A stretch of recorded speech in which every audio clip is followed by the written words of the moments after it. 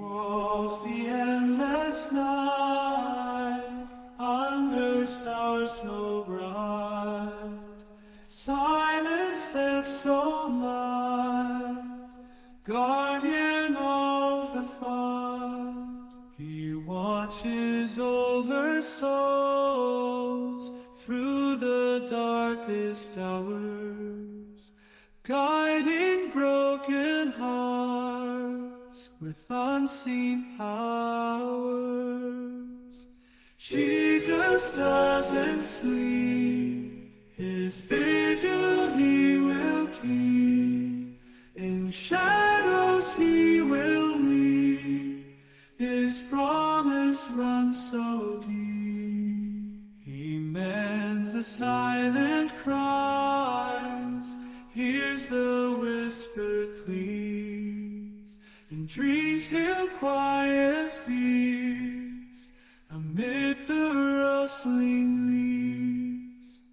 Through the endless dark he finds the lost and lone, reaching out his hand to bring them. Unbelievable. What a wonderful day we're having today. I don't know. I'm just feeling wonderful, fantastic. I hope you guys are too.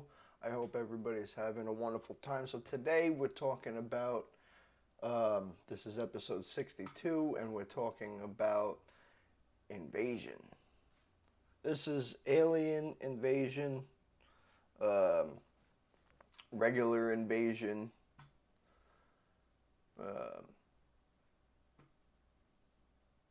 all types of invasion. I don't know what we're talking about. Let's go. We're going to focus on really alien invasion. So let's continue on with that. Invasions. Invasion.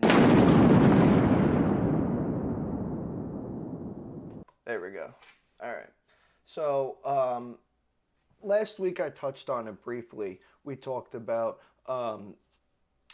the idea of panspermia and the seeding of planets. We briefly touched on it, I should say, with like a little skit idea I was going through. But anyway, we briefly touched on the fact that there's genetic diversity throughout the universe. Yet, if we're to believe what's being told to us by, whistleblowers and people and stuff, or forthcoming documents, other people's beliefs and research, things like that. So if we're to believe all of that, we need to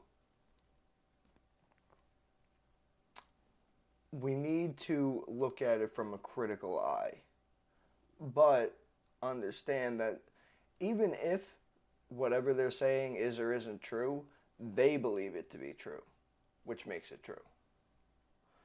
Besides, you could also just look at something somebody says. Just because somebody says something doesn't mean that you have to take it 100% at their word. I mean, you can literally, say, oh yeah, that's interesting, and then look it up, and then be like, oh, hey, did you know that you were entirely wrong? Or you were, 50% right, but you needed the rest of the information. You're missing half the information. So, these people, you gotta take them at their word, but you gotta do what I always say: trust, but verify. Trust what they're saying, because that person believes that what they're saying is the absolute truth as far as they know it. So, okay, then that means that that person isn't lying to you, isn't trying to deceive you, but they might be themselves deceived. So you have to trust but verify. It's the number one rule. Well, I don't know if it's really the number one, but it's in the top. It's in the top list of rules.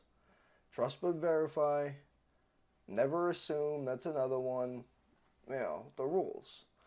Um, so I touched on this idea that a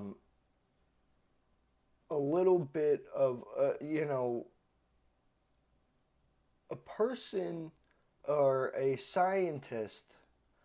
This is fantastic actually to talk about now with the recreation of the dire wolves. I didn't even plan on doing this, and I totally forgot about the correlation between that until just like right a quarter second ago. Um, but when they recreated the dire wolves, for example, somebody was like, "Oh." I remember I was listening to this thing, and what was it, Smirkanish maybe, and he had some interviewer, and he's like, yeah, it was, and he's got an interviewer, and he's like, yeah, I don't understand, well, what could be the best thing for this, and dude, what do you mean you don't understand? We are literally genetically cloning a species. I mean, that has scientific reverberations like for the next, you know, 2 millennia. I mean, what do you mean you don't understand? This is how fucking dim-witted everybody is. Their brains like run at like 10% all the time. And it's very frustrating to live in a world like that, but that's people. So they they sit there, and he goes, I don't get it. I don't understand what's the scientific importance of this. And it's like, dude, this fucking if you could literally genetically recreate a dire wolf, you could clone a human. If you could recreate a species exactly, except for their environment. And somebody else was so fucking dumb. They were like, oh, you case closed. You can't call it a dire wolf because their environment isn't the same. Yeah, we know, bro. The Earth isn't the fucking same as 10,000 years ago. But like genetically speaking, it's the same species. So like, you're an idiot. And they literally, you're talking about cloning. I mean, if these wolves live, which they are right now, I mean, and three of them, um, you know, if these wolves live, which they are, I mean, that has massive, because the last time they did this with that sheep or whatever, lived for like what, an hour or two? I forget. But the point is, it's dead now. If these wolves live, I mean, who knows? I mean, imagine like, massive wolves and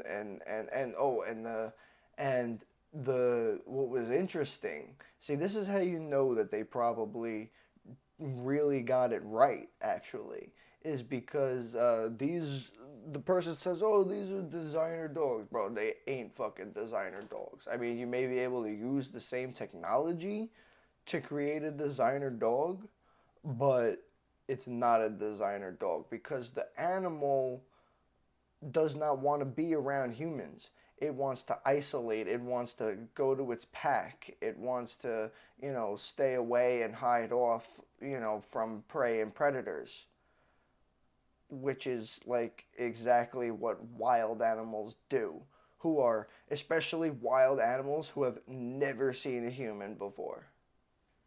For all we know, they literally took that thing and made like almost the exact same being, or if not the 100% the exact same, pretty damn close. And for all we know, these animals, you know they're never gonna be they're never gonna be an animal that you could live with. And then what are you gonna do? Let them out in the wild and all that? They're gonna keep them in a zoo. I mean, it's terrible. But or give them to some scientist or whatever. But these wolves, I mean, dude, it's literally a massive change in the for this is up there with, like, the discovery of fire. This is how important this is. And I mean, to be able to clone a being, I you know how often I'm doing so many things at once that I sit there and say, I wish I could clone myself? I, I mean, dude, if I could clone myself, that'd be fucking crazy. You know what else would be crazy too? If I here's a put it out to your brain for a minute. Here's a I don't know, forgetting the word, hypothetical situation, we'll say. Um, now I'm forgetting the hypothetical situation. Jesus. We had the hypothetical situation was your mom. No, so the what if, you know, I died, right? Just before I died, they put my genetic genes in an embryo, took out, you know, the other two people's DNA.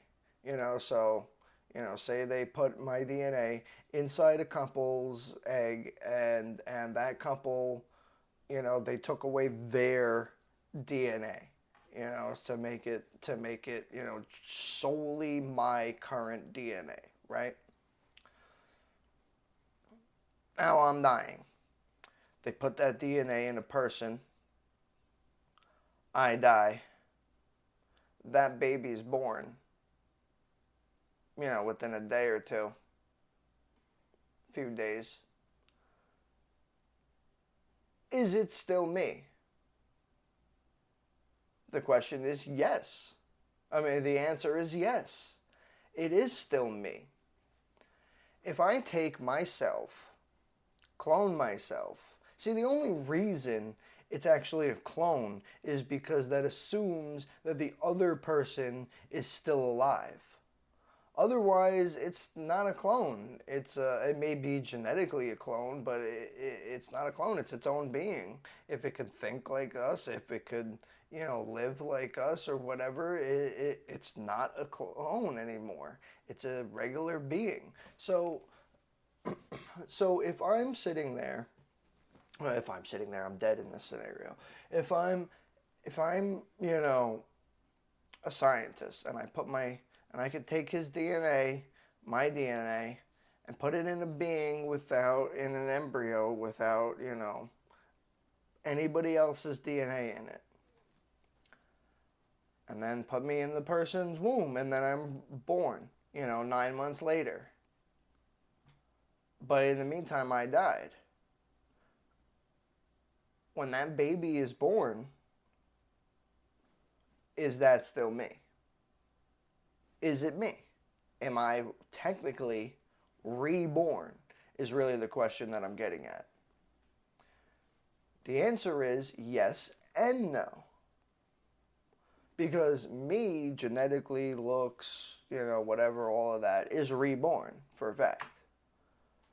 But I don't have the same brain, the same life experiences.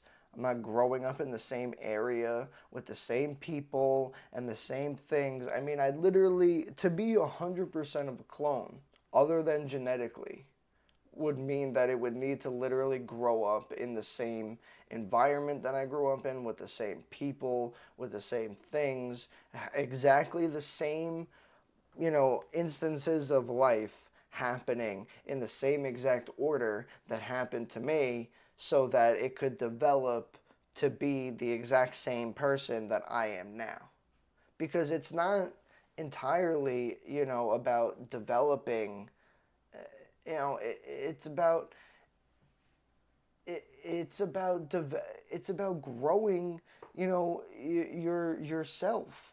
You live. It's not entirely genetic. It's also, environment. You learn about this in psychology. in sociology, in the beginnings of everything, you travel through and you realize you need a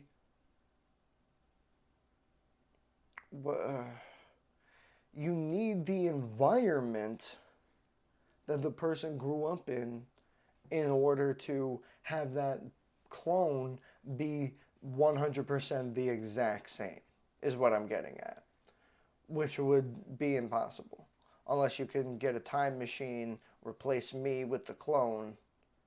It wouldn't make sense. Although, what if I was a clone? Would I even know it? So the the point is, actually, I like that thought for the entire outer lying topic of the episode. So the point is that, when they create these dire wolves and they look at them, it has massive amounts of things we could do genetically. Yeah, I mean, if we're able to pick and choose DNA, I mean, I was listening to the person talk, one of the scientists talking. It's like they took out the they took out the DNA of whatever the species that they had that they said was, 99% equivalent to the dire wolf, which I don't know if that were true. We would still be calling them dire wolves, and nobody's got those huge giant wolves, So I don't really know about that. It doesn't really seem accurate to me because otherwise, nobody would be saying if they were 99% the dire wolf, nobody would be saying that the fucking dire wolf is extinct. I mean, if I cut my pinky finger off and then the rest of the 99% of my body is there, are you saying it's not me? Just because I lost my pinky and nothing else? I mean, no. If you're telling me that this species is 99% a dire wolf, it's a fucking dire wolf. I mean, what are we splitting hairs here? Literally, pun intended. Um, and so it's ridiculous because you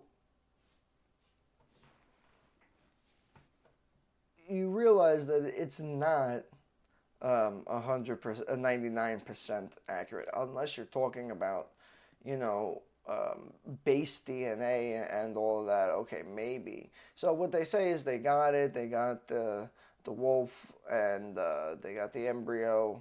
They were able to clear out any DNA that wasn't from the dire wolf the extinct dire wolf that they were trying to clone, the fossil, right? Oh, 99%, they have the mother birth the young. And the outcomes, the dire wolves, that they come out. Now, this is all well and good. You know, it's all fantastic, hunky dory, and whatever. But these, uh, this is just the start, is what I'm trying to get at. This is just the beginning of what we can do with this DNA cloning, splicing, whatever. But the more successful we are at it, the more we're going to look, and I'm going to be looking over here to my right or to my left, and there could be a clone of me doing something, or, whatever the case may be. But I could just turn my head and there might be a clone.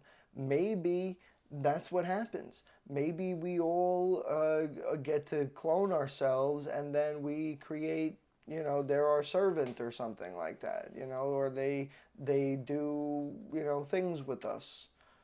Um, things that we don't have to do, they go out and they do it. You give it to the clone. You don't want to do a task, let the clone do it. It could totally change the entire universe that we exist in. I mean, and if you're able to cut and splice DNA, make a person smarter, stupider, subservient, whatever, you know, it, it it just, I don't understand how somebody could not see how that would have profound impacts on the entire universe, the entire human species, excuse me, for millennia to come. I mean, the better we get at it, which we have since the sheep, obviously, because these wolves are still alive today. Since the sheep, uh, I mean, it's all right. We get the point. I'm moving on to the topic at hand. So, but the point is that if we could do these things today, and will be able to do them with more precision and make it perfect in the future, in the future of our species, the question is couldn't an extraterrestrial species have done the same? Now, I'm not necessarily saying, one extraterrestrial species came here or launched some rockets and that seeded us here on Earth. Yeah. Because again, that goes back to our idea of being self-centered and centrist and all of that. Because you're looking at it from a on Earth perspective, a being who has lived on Earth their entire life and nowhere else. Which currently right now is every human being who's ever existed, as far as we know, except for maybe Enoch or something, whatever. Um, these beings could have decided that they wanted to spread their genetic imprint on the entire universe. They could have decided, hey, there's not enough life out in the universe. I'm going to take my genes, put it in this, raw format, and send it out through the universe. And manipulate it in such a way that when it gets to that universe or to that planet, it reacts and what's the word, conforms to the environment that it's been hurtled into, literally. So these, and we talked about this the other episode. What if there was a species anywhere in the universe who felt it was their duty, their calling, their, purpose in life to go out and seed the entire universe? So you put your DNA in something and somehow it reenacts with that planet and it changes per planet, you know, it reacts, so that's why you would get, um, that's why you would get on different planets, you would get pretty much the same species, two arms, two legs, a head, but maybe you would manipulate it based on it, maybe it would change based on the environment that it's exposed to. So you could have beings that are much taller, much smaller, you know, of giant proportion. Maybe everything's, supersized. Their muscles are supersized, their bodies are supersized, their eyes are supersized, a giant being. And what if they do all of that? They, oh, I just had an interesting idea. We'll save that for another podcast episode or something. Um, the I just had that was a great idea. I can't believe I never thought of that before. But the point is that these um, these beings on other planets who would be on other planets in this situation, in this hypothetical, would grow up, looking similar to the original two arms, two legs. I almost said four arms, um, and but there would be subtle differences or maybe massive differences depending on the planet you get to.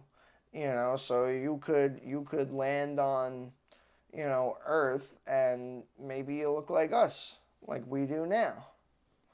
Maybe you land on some other planet and it makes your eyes really big, or makes you really tall and skinny because there's less gravity or something.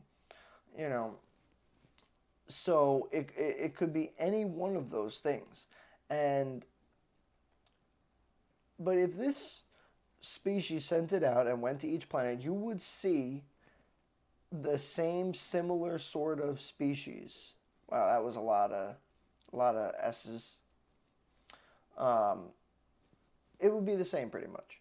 You would find pretty much the same being, but it would be different based on the environment. So it's not 100%, just like we said in the beginning, it's not 100% genetic. We all know it's genes plus environment makes you you. That's the way it is. That's the way it is throughout the universe. Just because, for example, we might go to another planet and it's hard for us to breathe there. Then there's a being who looks like a human, but he's able to breathe. And, with no oxygen mask, nothing, just chilling like as if we're chilling here on Earth. And you find out it's because, he's native to that planet and his genes adapted to be able to breathe and all of that. So and then they breathe a different chemical base or a different chemical mixture than we do. So these but what if now let's jump out of the hypothetical for a moment. Well, everything's hypothetical, really, but out of my specific hypothetical situation. What if there was a species out there in the universe who felt it was maybe not only their goal, but their duty to see the universe? What would they do? What would they do to get their genetic imprint out across the whole universe? They would launch it pretty much. They would launch it all around, send it out to everything. It doesn't necessarily mean that, a being would go out and go to a planet, land there, dig a hole in some dirt, and, place a bunch of genetic fluid or whatever in there, and then wait for life to sprout. It could be something that the way I think of it is, it could be something that's continuously happening over millions and millions of years.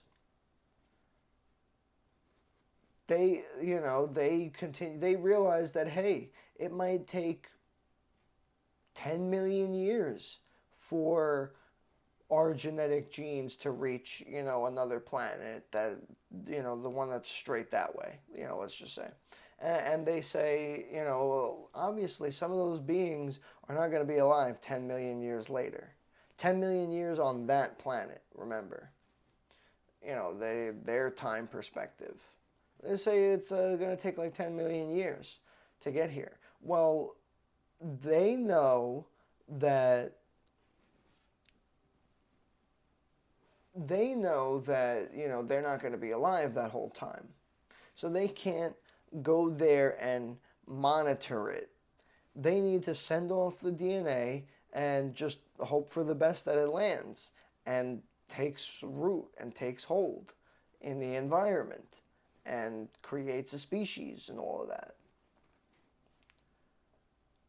But that's what they call directed panspermia. Regular panspermia is just, hey, there's life on this planet, and then one day, inevitably, just like we know on our own planet, one day, inevitably, the Earth will be gone. That planet will be gone. The sun will expand and grow larger and grow well past the radius of the Earth. The, what is it? The revolution, orbit. Go well past the orbit of the Earth. So the Earth will be destroyed that way if it's not sucked into the Earth to the sun, or blown up into smithereens. It will be, it could be, once that planet is destroyed, it could be a way for it to spread life throughout the universe. Because nobody said that, oh, the Earth is going to die, and there's like a step, like first we're going to let all the species go out, and then the Earth and the sun is going to just wait for all of that to happen and not have anything else go on in the meantime.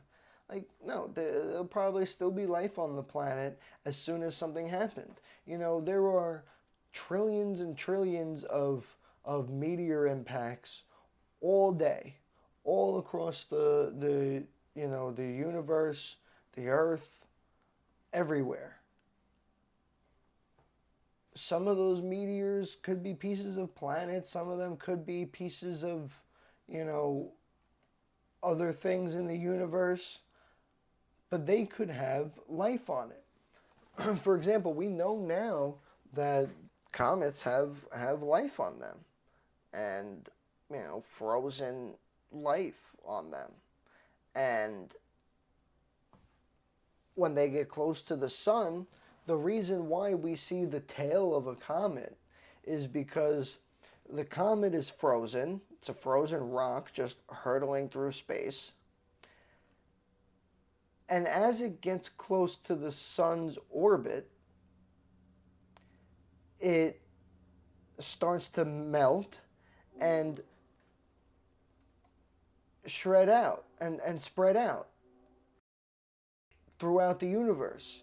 So it literally goes and melts itself, and then near the sun, and all the melt literally is spraying away as it's hurtling forward, and it looks like a giant tail. But what if that was the plan for the universe? What if that's part of the universe? What if that's how life spreads in the universe? I go from one comet, goes around our sun. As it gets close to the sun, it melts, and all of its frozen DNA and everything that's left in there sprays across, and some of it lands on the Earth, and then all of a sudden a new species is born.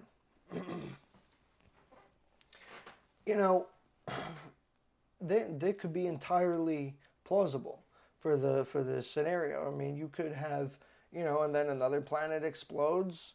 It launches off as an asteroid or a meteor, or and then crashes into somewhere else, and the little bits of DNA take root in the environment, and then boom. So all of a sudden you got the entire universe being seeded from comets. And the comet, just goes on, and then as it gets past the sun, It starts to lose its melting, and it gets frozen again and goes somewhere else. And maybe the situation is you know um, prevalent throughout the entire universe. Like we had a Momoa come in. If it crashed here, who knows? It didn't have life on it. Maybe, and I don't mean like a being coming out and saying, "Hey, we're here for peace,"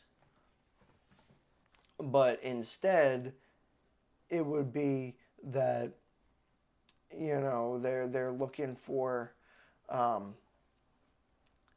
it would be a genetic DNA that came out is what I could say. Little trickles of whatever was inside of it came out and interacted with the environment and did something. Could be a trillion things. Could be a virus. Could be the genetic blueprint for a new species. Could be yada yada yada.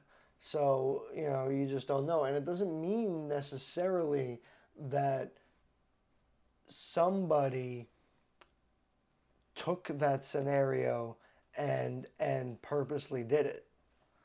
It doesn't mean that they didn't, but in this scenario, what we're talking about is that it being just a part of life. Somebody didn't go and say, "Aha, I'm implanting my DNA in this, and we'll see the entire universe." It could just be that the entire universe, and for what we're talking about now, just does this automatically.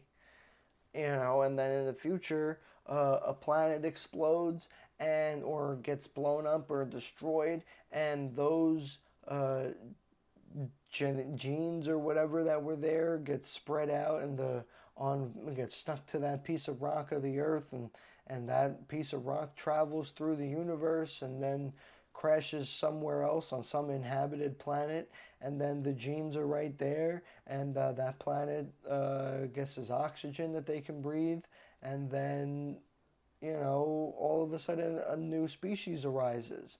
Nobody specifically sent it there, yet a being is just born. Whether it's a crawling thing or whatnot, doesn't matter. It's it's the being is getting born from the genetic implant. Now you say, how could that be possible? Because you still need the embryo and everything. Yeah, of course. Of course you do. Currently, as far as our science knows it. But you need that in order to grow a being on this planet, to grow them from just a seed to an embryo. It's like a plant, and so it's like a small plant.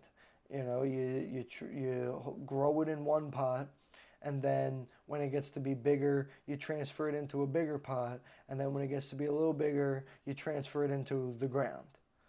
I mean, and then it grows on its own. That's life. You're in the womb and you're a little seed being nurtured and grown. Then you get a little bigger and you get out of the womb and you move along, and then finally you get to being outside the womb, which is just regular life, adulthood, independent thinking, independent choices from other people, all of that, you know. But nobody said that, you can't just because it's the chicken and egg scenario all over again is what it really is. It's the chicken and egg scenario. In the chicken, where did the chicken come from? Was it the egg first? And if it was the egg first, who laid the egg? And who laid the egg that gave birth to that chicken and that chicken, and it continues on and on and on. You can say the same thing about human beings. What was the catalyst for the first hominid to develop on this planet 250 million years ago, right? Or, no, wait, is it 250 million years ago? No. 250,000 years ago. Yes. Okay. Continuing. What was the scenario for that? And if so, who was the first being that gave birth to that? Well, we have this idea that we actually came from monkeys. So, the monkey was the one who gave birth to the first uh, genetically different monkey, and then that genetically different monkey became a Homo sapien, which in turn became human beings. I don't know. Maybe. Probably. I mean, it makes sense. But what if you got to a planet where there was nothing? Could you start life natural to that planet? Maybe, but it wouldn't be, it goes back to what that guy said about the dire wolf. It wouldn't be the exact same because it wouldn't have the exact same environment.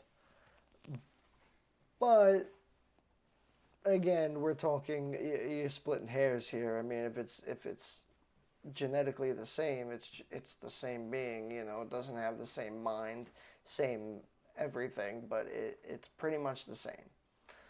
It's like creating a robot, that looks like us and can do everything except blink its eyes. It doesn't blink. It doesn't know how to blink. Blinking is impossible for it. So that is the scenario. And we realize that this could be part of what is going on out in the universe. Scientists have long thought since the 1800s about panspermia and the seeding of life throughout the universe. It's especially ancient astronaut theorists have talked about it. The If you look at the reported life that exists out in the universe, and I say reported because, you know, there's no official announcement given that aliens and extraterrestrials exist in anywhere in the history of the earth. So, everything is taking people at their word, or scenarios at its word. So, but what if you had a species that wanted to control and take over the universe? But you realize that the universe is billions of years old and can spread for billions of years. To go from this planet to that planet could be, 2 million years, 2 billion years, and so how do you get there from there without a instantaneous mode? Well, you need an instantaneous mode is what it is. You need an instantaneous mode of transportation to be able to get through all of this. And so let's just say that they didn't have that, or they didn't invent that. They didn't want to invent that, right? Let's just go for that. They sit there and they say, well, we haven't figured out how to live forever yet. We haven't figured out all these other things yet. Plus, space travel is terrible. And then we got to sit in cryo sleep forever. And, it's terrible. So,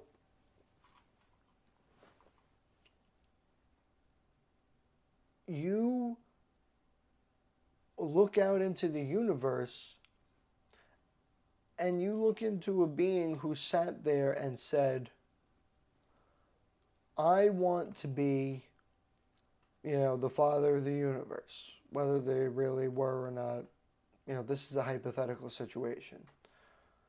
And so they go out there and they splice their DNA and they make it perfect, and then they go and put it in some tube, put it in a meteor, launch it out, and it goes to other planets and stuff. Launches life out, and then from there, same or similar scenario continuously happens, right?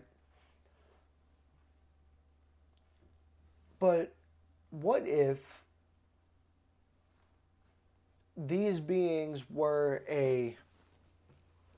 you have to, we hear about the warring gods all the time. So you could assume, and you know how I feel about assuming, never assume.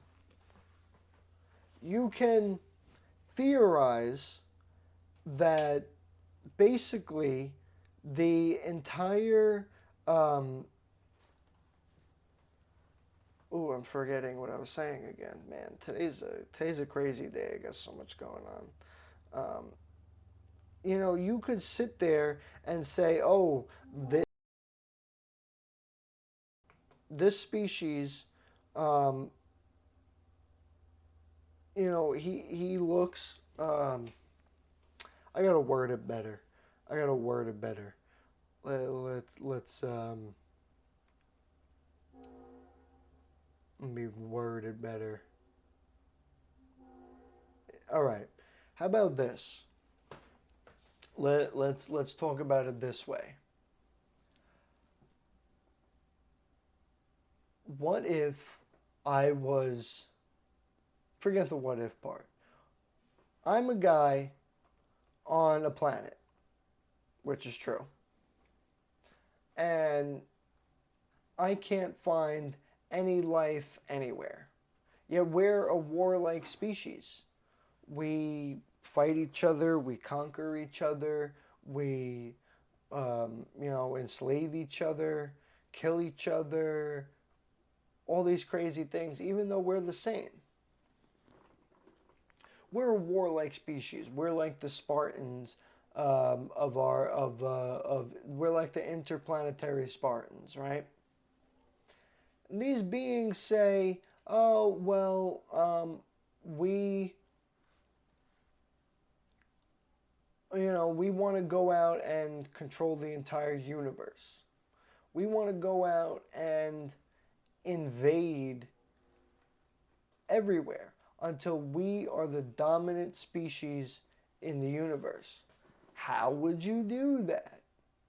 You would send off your genes, and maybe slowly but surely, some of your species would go from planet to planet, conquering and colonizing. And then a few generations later, somebody else will do it. And then somebody else will do it. And then somebody else will do it. All the way until you get to another planet that gives you resistance. And then eventually you continue on.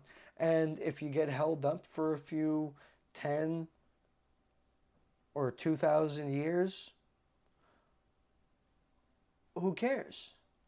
Because you had your backup plan of sending your genes over there and your genetic imprint over there. And so you get there and he doesn't, in this scenario, the person doesn't even have to go anywhere. They could sit right where they are and chill like a villain. And he sits there and they could get stopped anywhere, and yet their DNA would continue on into the universe, would continue on with seeding and spreading their genetic imprint everywhere in the universe. This is entirely plausible that there's a species out there on a planet who wants to take over the entire universe, wants to rule everything. They want to map the universe, they want to rule it all, they want to do everything. And so the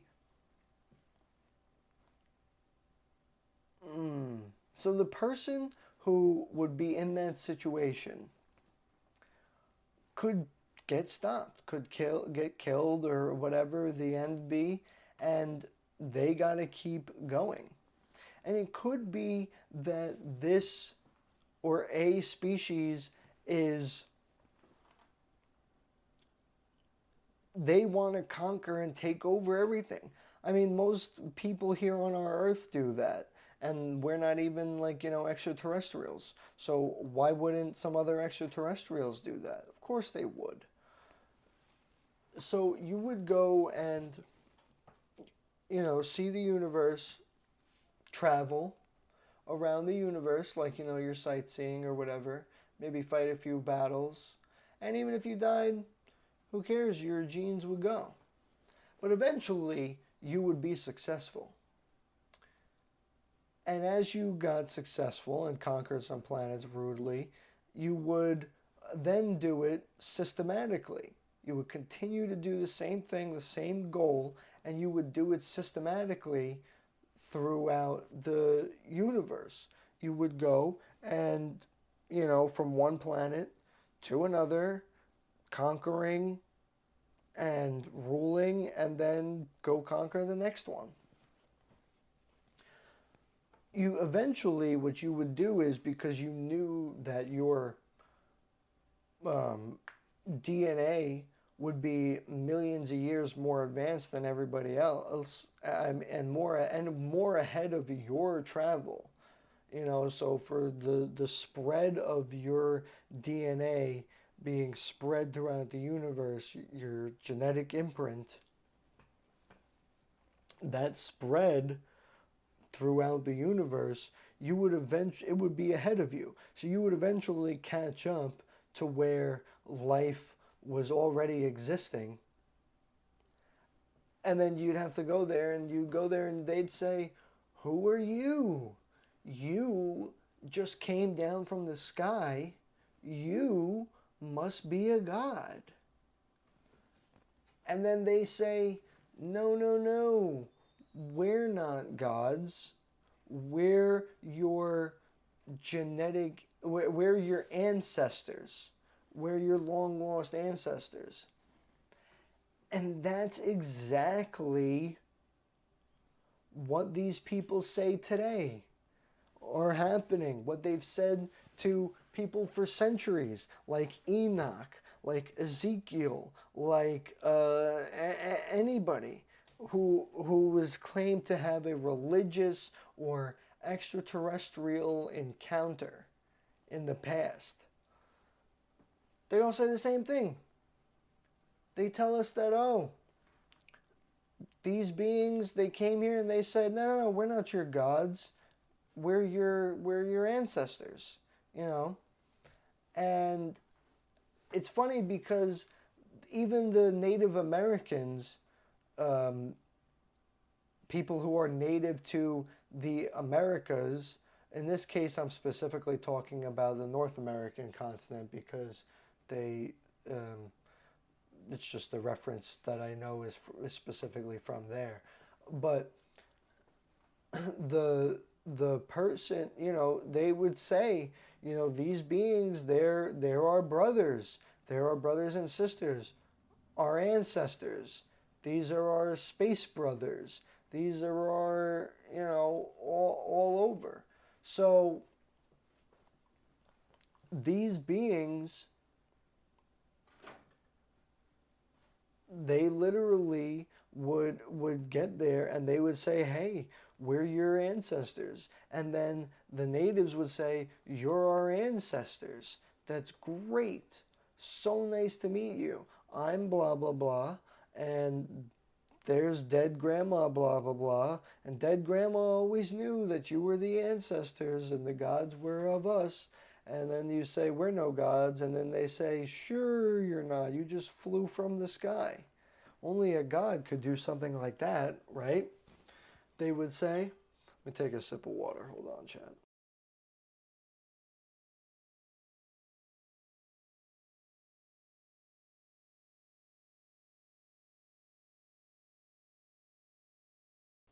I could feel my voice dying. Um, so,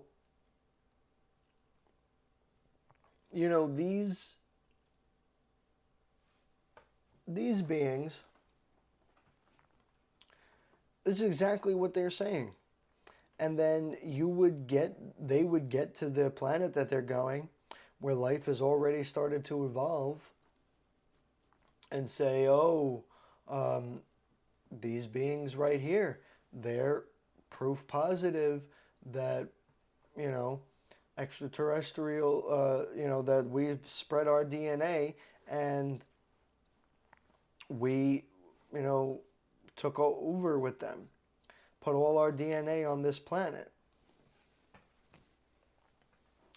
So we tell them that they're our ancestors. We're their ancestors, and, we created them. And over time, it turns into, that was my neck. Oh my God, I just cracked that good. Over time, it turns into, we were created by the gods. The gods created multiple human beings. And then they left. Or then it becomes God created human beings. So you see how it goes from our ancestors to the gods to singular God, but still something else is creating humans. It's not like it's not like, it's questionable. Something. And but the point is that the answer is right there in front of us, the common ground. The common ground in this case is is that they're all genetically the same, and that each species or each being is created by somebody else. And you say it's the ancestors.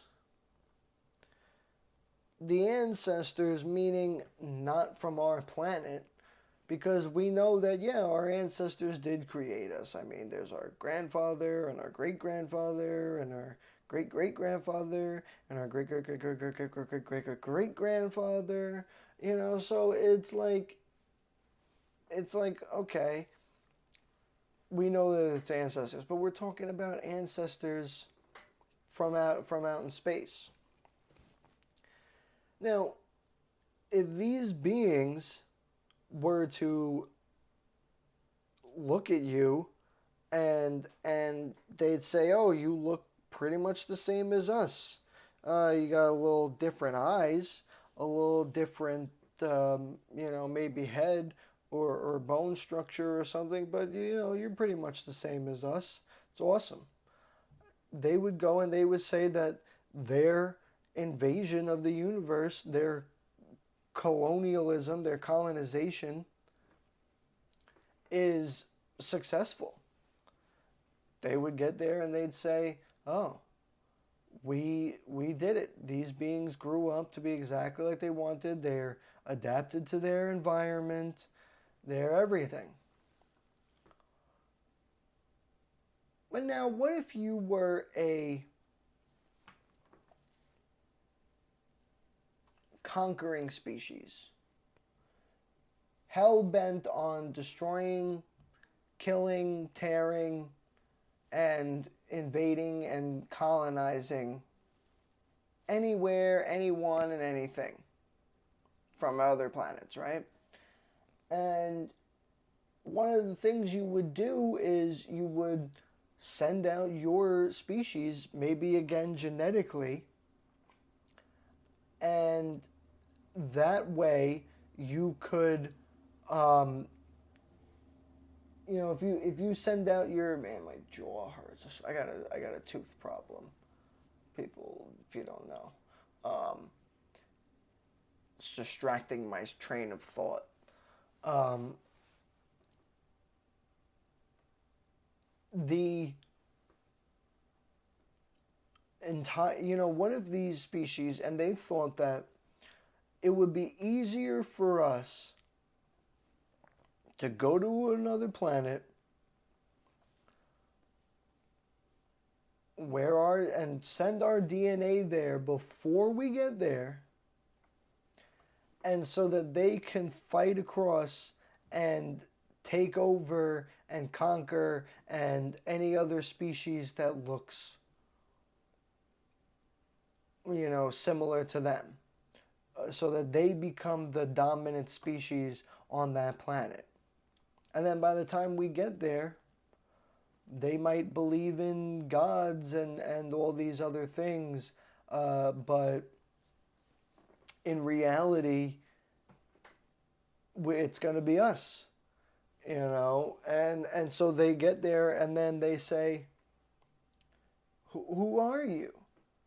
To the people who just landed, the beings, and they say, we're your ancestors, we're the gods, we're the ones who created you. And then you say, oh, the gods, great. You created us. We knew that the gods did it. Or maybe they say, no, that's blasphemy. There's only one God. And that God created you too. And that God created us too. Created you and us. So there would be different scenarios, but the point is you would get there and they would have, a myriad of things going on. You would get there and your species would be the dominant species on the planet. You would continue to manipulate their DNA. You would continue to perpetuate their current beliefs, even go far as to hide yourself from physical appearance, as well as from, study, not studying, the looking the same. Man, I'm not 100% with it today. My brain is not 100% on.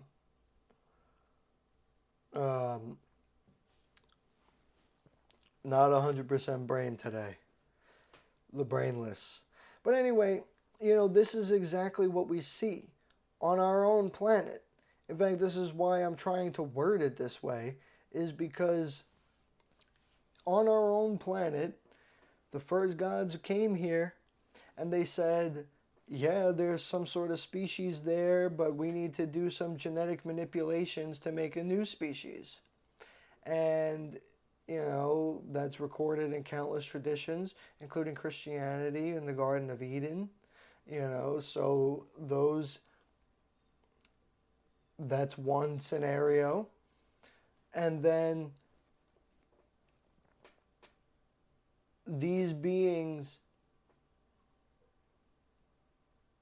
get here and they look and they say, all right, well, now we've, manipulated this being, furthered it along in its development, we should say, and then what we should do then is, continue to raise them and teach them so that they could be on a level playing field as us. Then we raise them, teach them, they grow, and then we appear to them. And we say, hey, we're here. We're the ones who made you, not this, God figure that you're talking about.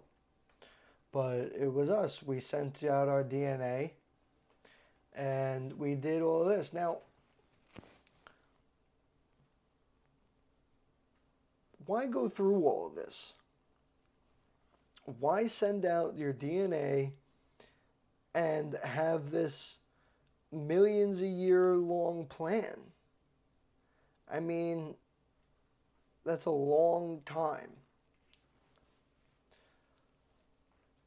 You could go to spread your seed throughout the universe, and then that just assumes that you're the only one doing it, which obviously you wouldn't be. Everybody would be doing it. So it's not like how am I going to say this? I'm a firm believer in the universe being a mixture of everything. Meaning, if I can make 5 different scenarios of what's possibly happening, and then you tell me to pick one, I say, nah, all of the above, because all of them are happening all at the same time. The universe is a mix of everything happening all at once. I mean, literally everything of existence is in this universe. So nothing happens in existence without the universe, and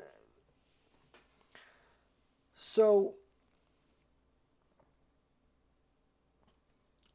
what if now we'll go forward this way? What if now there's a species and their whole focus is hellbent destruction, death, and just total conquering of a planet? Well, what if they were just a regular species? They see a planet, they go and conquer it. They see the next planet, go and conquer it, yada, yada, yada, yada. And they see all of this and they say, well, we're going to spread in our DNA so that we're the most dominant species on that planet. And then we're going to go and invade and take over. Or what if just the genetic species is the takeover? Maybe they don't leave their home planet ever. Maybe they just go and say, we're going to launch, a rocket and spread out our DNA everywhere, and it'll get to the planet eventually, and then eventually on that planet we'll take root for life and all these things. And in fact, maybe that's why we have the stories about not the story, the scientific study. What is it called? Man, I am struggling today, huh? I'm gonna take a sip of this water.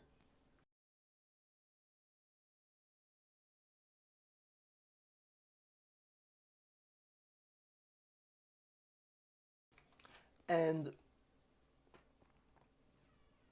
the what if these beings went and wanted to invade just by, the first thing they did was send in their DNA? Maybe it's like the advanced force, it's like in World War II, how they launched a bunch of paratroopers behind enemy lines, before actually D-Day started, so that they'd have an inside man.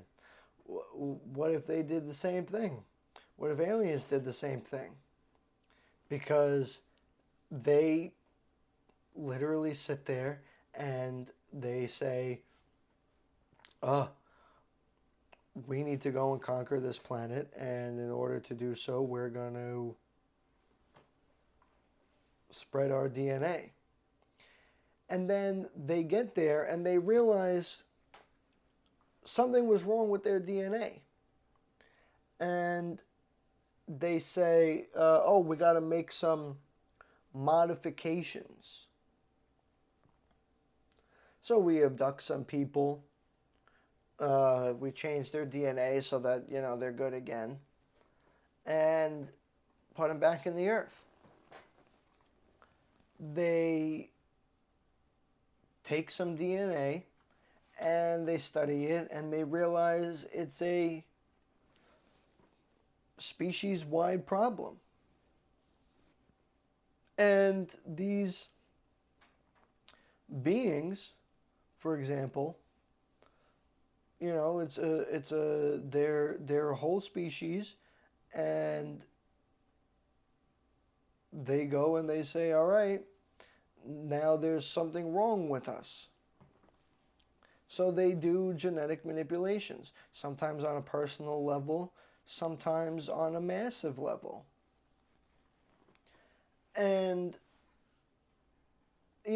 then they say, oh, well, they're evolving nicely, but we got to make sure so and so is there, so is available, so that we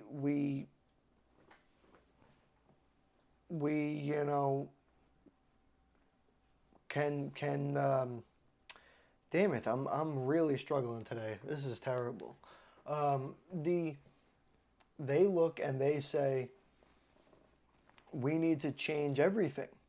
So this could be akin to how 50,000 years ago, when all of a sudden our neocortex or whatever was activated, or our brain was,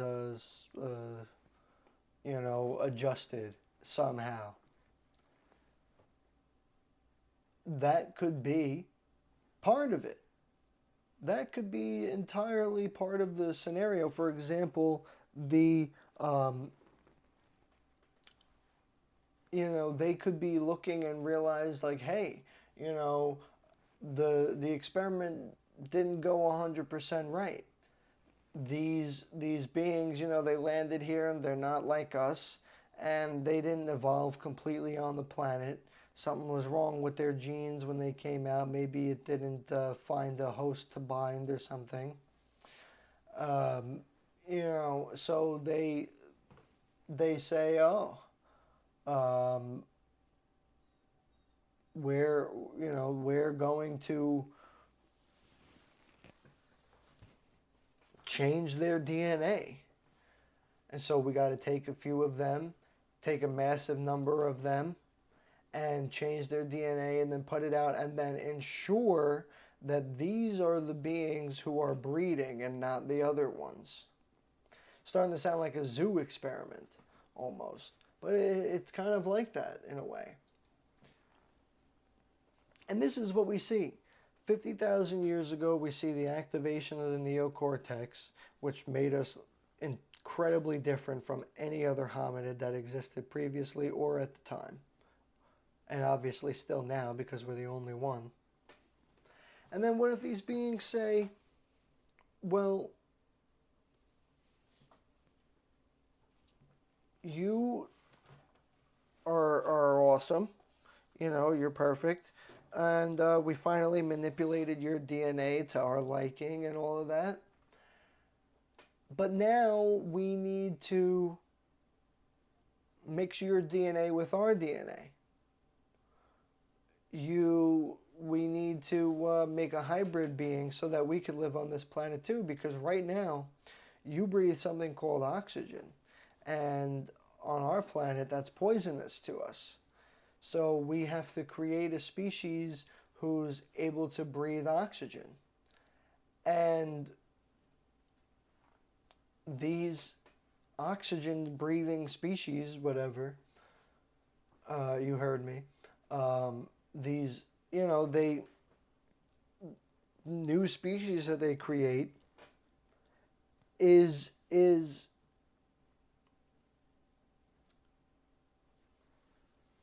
I don't know, is good enough, I guess. Is perfect in their way, because the new species that they create is the one that they want, that they think is more genetically, fit for the planet. So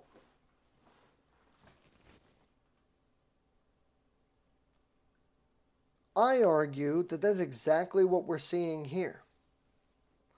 We're seeing an extraterrestrial invasion of the Earth that's been going on for 10,000, 50,000, 100,000 years, maybe longer, or according to some records, 250,000 years, plus, a few more, I don't know, other decades or whatever. So the point is that, this is exactly what we see on the earth in many stories, the ancient stories that are still written down to this day. They all say, oh, the gods came here and they told me that I was their ancestor, and they're my ancestors, and they love me and they love us, and I love them too, you say. And then this whole medium starts to begin. Then they change. Then they came here and they started experimenting on us, seeing if we're up to the snuff, up to the task of this planet. We see that today in our modern UFO accounts. We see today in our studying of the cosmos and the solar system, that there may have been life elsewhere in our own solar system, and that we weren't the only ones on the planet. You keep going and keep going, and all these different things compared to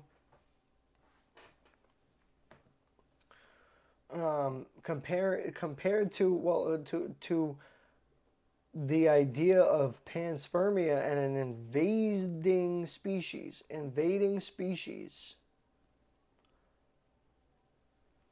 These invading species is exactly what we are seeing here on the earth.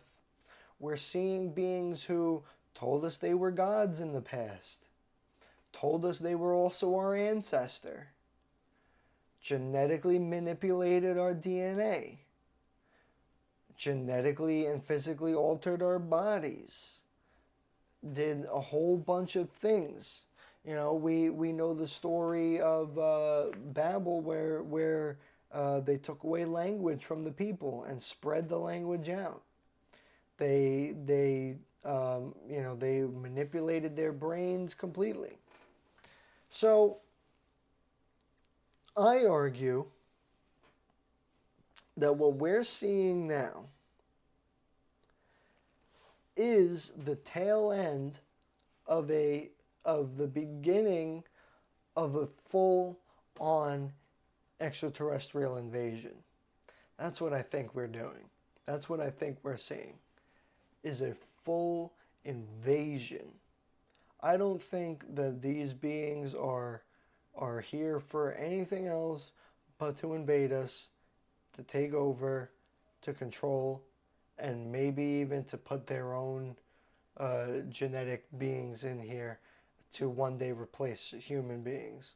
Because maybe they thought that we weren't as perfect as whatever. Maybe they thought, I don't know, a whole bunch of things. But the point is that we're literally looking right now at the end of the beginning of an extraterrestrial invasion. I want to thank you all for joining me today. I'm sorry I was a little off. I don't know what's within my brain. Couldn't follow trains of thoughts for long periods of time. Monday is the 2 years since the first episode of The Burning Bush. I definitely recommend you go back to the beginning, get some wisdom, learn about some society problems and other things. I'm not sure what I'm doing specifically for this stream. For Monday, for Monday's stream anniversary, podcast anniversary. Excuse me, not the stream anniversary. But well, we'll have to get there. Thanks so much for joining me today. Remember to follow on X, follow on all social media platforms. Follow on. Man, I am really struggling today. Follow everywhere. Walks the Okay. endless night under stars so Make sure you check out our bright. website. I appreciate Silent it steps so much. so We'll see you very soon. light, guardian of the thought. He watches over souls through the darkest hours. God